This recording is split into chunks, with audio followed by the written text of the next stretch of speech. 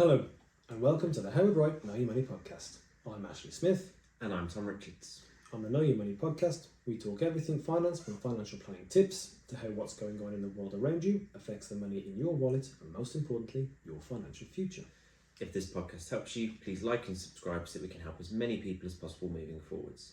In today's episode, we're going to be discussing the state pension and when the state pension age will increase. Recently, the French government had planned to raise the retirement age by 2 years to 64. This prompted widespread outrage, with protesters taking to the streets of Paris to make their objections heard. This situation became so serious that earlier this year, police ended up firing up tear gas at protesters, and King Charles even had to cancel his planned state visit to France. You could have been forgiven for thinking that the photos of the protesters were actually images of a war zone. It was that bad. So, Ashley, can you explain why this happened to our listeners? Of course, so observers in this country might be wondering what all the fuss is about. After all, the state pension here in the UK is currently 66 and the government is increasing that to 68. So some might argue that actually the French don't know how good that they've got it. Pensions and politics can be a toxic mix. So the question is, could recent events in Paris serve as a warning to politicians on this side of the channel with regard to them increasing the state pension age to 68? Possibly, not necessarily about the civil disobedience, but certainly about the strength of feeling that comes with making people wait for their state pension. State pension age, as I've mentioned, is currently 66 and that is increasing. It's increasing to 67 between 2026 and 2028, and then it's going up to 68 by 2024. Now, ministers were expected to announce in May this year, 2023, that increase to age 68 would actually come sooner, so between 2037 and 2039. The government, however, have decided to wait and delay that decision until after the next general election. Could you now explain to our listeners why the government may do that and wait until the next election to make that decision? Yeah, so announcing an increase in state pension age could potentially alienate middle-aged voters. Not necessarily to the point where they take to the streets as they did in France, but at least enough to consider them switching their vote to a different party. Not wanting people to do that in the run-up to an election makes political sense, but delaying this announcement still puts uncertainty out there for people who really want to know what that state pension is, when they're going to get it, so that they can start to plan for their retirement effectively.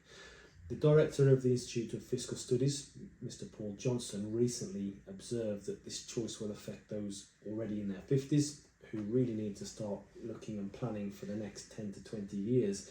And a big part of that plan will be around the state pension age.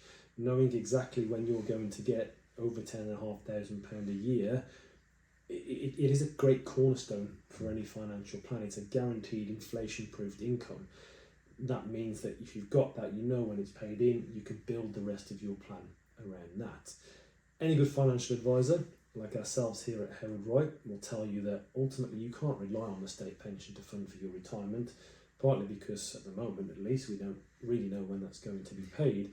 And even when we do know when it's going to be paid and how much it's going to be, £10,600 a year isn't a huge amount to provide for your basic cost of living and your lifestyle and everything that you may want to do in retirement.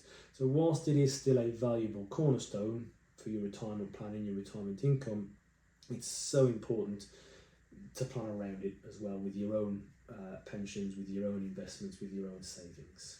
100% Ash, this whole debate is an important reminder of why it's so important to take matters into your own hands when it comes to planning for your future, at least as much as you possibly can.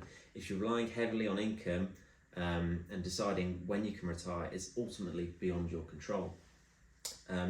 By contrast, if you've made your own retirement provision, you could be in a much stronger position to choose when you retire and take charge of your own destiny. Ashley, can you explain to our listeners how they can contact you or any of the other chartered advisors at Wright as to how we can help them plan for their retirement?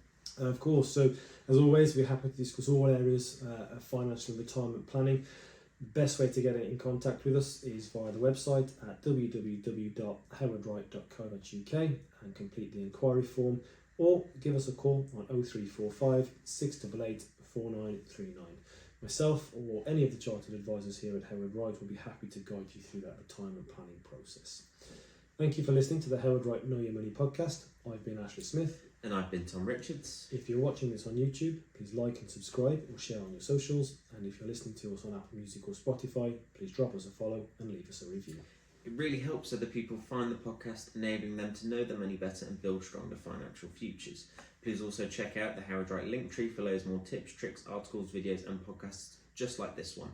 And most importantly, Stay tuned for future episodes.